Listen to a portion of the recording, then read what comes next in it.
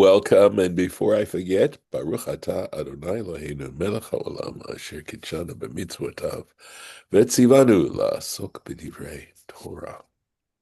We are now in the new book of Numbers, and whenever we get to the book of Numbers, and my sense of the entire course of the book is that it starts off so positively and so optimistically because the Israelites are getting ready to move in and into the land of Canaan and to occupy the land of Canaan, and things don't quite go according to plan in the course of the book. And so in some ways the book also has a very tragic element to it because about halfway through things change. And of course, we know that this generation right now that we're talking about and that of whom we're taking the census, they're not going to make it. They're not going to make it. So I suspect there's some deep lessons involved in all of that. But at this point, we are still talking about the organization of the camp and specifically the three Levitical families, Gershon, Kehat, and Merari. And we're actually talking about the service of the Levitical family of Kehat. We're in the middle of it. And we're talking about how they were responsible for a specific area, mainly the the vessels, the holy vessels of the Mishkan, such as the ark and the vessels that were in the Mishkan itself, the menorah, the showbread table, the gold altar, and the altar outside that they used for the sacrifices, and that the family of Kehat were the ones who were chosen to perform this very, very holy task. And we are talking here about the process by which they actually made the change. We're describing a little bit in more detail exactly what they were to do. So we actually did this verse the last time we met on this, and but it helps to sort of get the context of what's going on. Vedishnu et hamizbeach, so it means they should basically remove the ashes of the altar. Ufarsu alav beged argaman, and they should spread over it a cloth of purple. So here we are in the Rashi, right? V'dishnu et hamizbeach, they shall clean out, they should take the ashes out of the altar. And Rashi tells us, because there were two altars, here is the Mizbeach HaNechoshet, meaning the bronze altar. This was the large altar that was in the courtyard on which they did the Cohanim performed the sacrifices. Vedishnu. So this word dishnu is actually a verb made out of a noun. Deshin, here we go, yitlu et hadeshin, they should take the ashes. Fedishnu is a verb, in other words, removing the ashes, me'alav, from on it. Farsu alav beged agaman, and they should spread over it a cloth of purple. And this is taken from the Tractate Yoma in the Talmud, page 21. So there's an interesting detail, right? Because the fire was supposed to burn on the altar constantly. And of course, it was an amazing sign, a miraculous sign of the divine, not only of the divine presence, but also of the divine desire and acceptance of the offerings that were being brought there. So this was this connection, you know.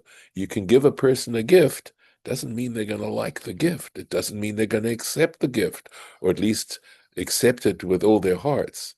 And so the service in the temple essentially was an offering and involved the acceptance of that offering, that uh, the divine sovereign should accept as worthy of us offering up these offerings.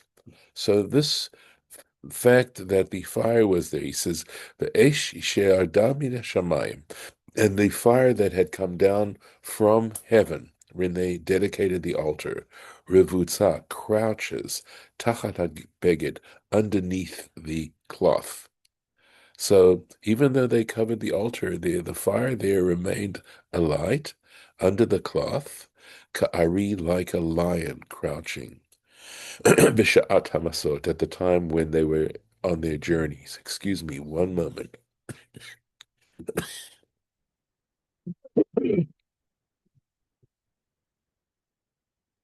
Excuse me, sorry. At the time of their journeys, the enas surafto, but it didn't burn this cloth.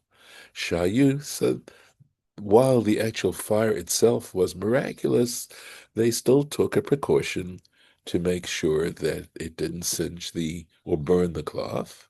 Okay, so a nosrafto, it didn't burn it. Shayu kofin aleh, because they would overturn on it. They'd put over this fire psachtar, a large pot. So I'm assuming that quite probably the large pot may well have had holes in it or something so the fire could breathe. But regardless, it was going to make sure that the cloth wasn't singed. It's sort of an interesting little bit of nature along with the miracle. Okay, Shel Nechoshit, and this pot was made out of brass or bronze or copper, something like that, that metal. Okay. V'natnu alav et kol kelav, they should place upon it all of its vessels, asher yishatu alav bahem, with which they would serve, do service on the mizbeach, on the altar. It involved, and we're going to have a description, at least, of a specification of what were we talking about, these various tools and instruments. Et hamachtot, they were fire pans. These were actually pans in which they would they would transport the coals and things like that. Et hamizlagot, the flesh hooks. In other words, they had to handle the meat. Et hayaim, and the scrapers. So again, they would have to clean the top of it and scrape it, etc. Et hamizrakot, and the basins. There was, of course, blood involved, etc. And so they needed to be able to have some kind of vessel with which to make sure that they were able to retain everything from the offering. Kol klei hamizbeach, all the vessels of the altar. Ufarsu alav kisui or tachash, and over that they would spread a covering of tachash leather, the skin of a tachash, v'samu badav, and they would then place its poles, right, its staves into it. The altar had staves alongside. Rashi explains to us a little bit about these various words that describe the instruments that they used. Machtot, shebahen chotim gechalim litruma. So the machteh I'd mentioned was a fire pan, but here he's saying that with this chotem would be to stir or rake gechalim, the coals, litrumat hadeshin. That would actually be to clean the altar. So I am aware of fire pans being used to bring incense, but we're not talking about incense here. So again, just to be clear about what these machatot were, they were there to basically clean the altar, that they were pans of a kind. Here we go. Ha'asuya, it was made kimin machvat. So these fire pans were made in the shape of actually a square pan, she'ein la ela shalosh mechitzot. But so if you can imagine, if you can think of a rectangle, the rectangular shape of the pan, and then on the side it has sides to it on three sides. So there's a fourth side that is open, or milfaneha, and in the front, on the front of it, shu'avot et chalim. You could then take up the coals, right? You could just pull the coals, etc. Mazlegot. So these are basically mazleg in modern Hebrew means a fork. So he says tzinoriyot.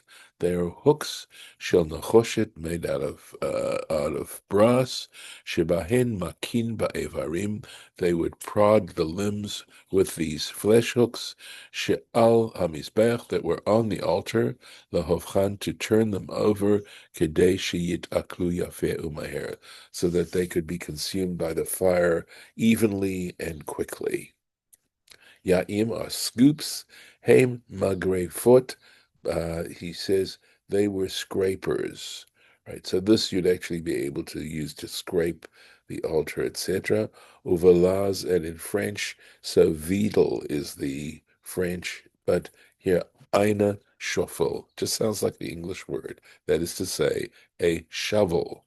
Right, so that's what that was. Vehen shel nechoshet, also made out of brass.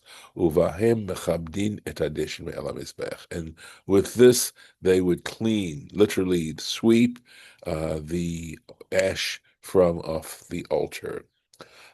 So it's interesting that lechabed habayit, which comes from a word which means to honor, refers to sweeping the house. In other words, that when you clean the house, when you make the house look clean, you honor the house, and I sort of love that comparison, the way of describing it in that kind of way.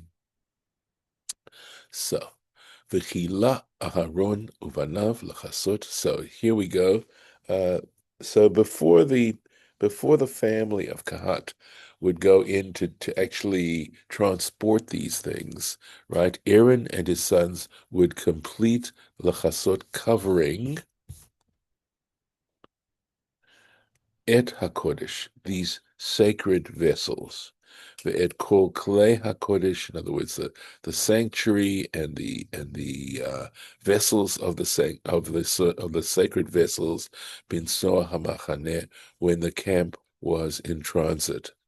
And after these were all covered up, Ya'vo'u v'nei Kehat laseit, then the sons of Kehat, in other words, the family of Kehat, would come to carry Velo yig'u el hakodesh, and they shouldn't physically touch these sacred vessels, vametu, and die. Ela masav nekat bo'el ma'ed, and this was the porterage responsibilities, right, of the children of Kehat in regarding the tent of meeting. So let's go back here. Rashi has some explanation to do. Lechasot, to cover. Et HaKodesh, the sacred part. So what is the sacred here? So it wasn't a vessel so much, but it was Ha'aron, referring to the ark, V'hamizbeach, and the altar. The altar. So it doesn't say Mizbachot, which is interesting, even though there were more. So I would say for sure he would cover up the golden altar, where they burned the incense, but I suspect also the main altar, because we just had that described in the sentence. Ved kol klei hakodesh, and all the vessels of the sanctuary, ha-menorah, that is the menorah, right, the lampstand, uchlei sharet, and the lampstand, because it had oil and they were burning oil, so you had to trim the lamps, you had to clean out the parts where the oil was, you had to be able to pour oil into it, so they had attendant vessels to be able to serve the menorah. Vametu, it says, that if the sons of Kehat were to touch these things, they would die. She'im yig'u, that is to say, that were they to touch these, chayavin mita bidei shamayim, we talk about that they would be deserving of death at the hands of heaven. Like, literally, that's what it means. So it wasn't that they would be brought to trial for it, but rather this was something that was between them and God. So I imagine that also means people have an opportunity for tshuva too. Let's go on. Ufakudat Elazar ben Ahazon HaKohen, and the responsibilities of Elazar, the son of Aaron the priest. Shemen Hamaor was the oil for the illumination, in other words, the oil that was burnt in the menorah. Uketoret Hasamim, and the incense, right? Ketoret Hasamim, incense. Uminchat Hatamid, and so I think this is the oil that was used for the incense and that went along with the meal offering, the perpetual meal offering. V'shemen hamishcha, and the oil for anointing. Pekudat kol hamishkan, the oversight, I translated the responsibility of the entire Mishkan, v'chol asher bo, and all that it contained, b'kodesh uv'chelav, regarding the um, sanctified objects within it, uvechelav, and its accompanying instruments that were required to do it. Ufkudat Elazar, and the responsibility of Elazar, Shehu Memune Alehem, that he was appointed over them, Laseit Otam, right, to basically to take responsibility over them. Uh, so here, Shemin Uktoret, the oil and the incense, the Shemin Hamincha, yes, sorry, Shemin Hamishcha, and also the anointing oil, Uminchat HaTamid Alav Mutal, and the meal offering, the perpetual meal offering, was his responsibility placed on him. Let Savot, in order to basically take command, to command, Ulazarez, and to ensure vigilance, Ulahakriv Ba'ed Chaniyatam, and to then offer it up at a time when they actually were encamped, this perpetual meal offering. Pakudat Kol HaMishkan, that is the oversight of the entire Mishkan. Ve'od Haya Mamuneh, and in addition, Elazar um, was responsible for Al Masa B'nei Kehat, regarding the porterage of the children of Kehat, Litzavotatam, to command, sorry, Litzavot ish al avodato, to command each individual man regarding his service, what he had to do, al masa'o, and regarding what he had to carry, v'hu hamishkan, and we're referring here to the tabernacle itself, v'chol asher bo, and everything contained in it, in the tabernacle. Remember, there's a courtyard outside that would not be included here. Hasdurim lamala, things that are mentioned above, but parshazo, in this parsha, aval masa b'nei Gershon, but the porterage tasks, the carrying tasks of the children of Gershon, Umerari and Merari, the two other Levitical families, she'enan mikodesh hakodashim, they were not of the highest level of sanctity. They were not of the Holy of Holies, al pi Itamar. They were Itamar, the other son, the remaining son of Aaron, was in charge of them. Haya. Kamosha Katuv Parshat Naso, as is mentioned in the Parsha of Naso. Naso. So I'd like to stop here, and for next time, for tomorrow, God willing, and we'll pick it up here. Okay. Well, let me see if we'll take care of this here for tomorrow. So, okay, we'll stop the share. And any thoughts, any questions? Uh, they kept the lights in the menorah burning all day and all night, I suppose. No, I think they just were burning from evening, from nightfall until morning. Oh, okay. I believe so. Hopefully, I'm giving you correct information. No, I don't know. And they took the ashes out of the camp and put them Yes, someplace. right. They would clean it out and make sure it was cleaned. Yes, And the Levites, they weren't supposed to touch the Mishka. Only the priest, right. That's the, right. the The the main priest. Yeah, He no, he. the priests that were responsible that week. Yes, absolutely. Yes, Uh, that's correct. the Levites were supposed to transport everything, though. Yep, yep. Well, they were going to have to do that, so they had to protect it while it was in transport and make sure it was kept safe. So, Mm. okay. Well, I'm going to stop the recording here.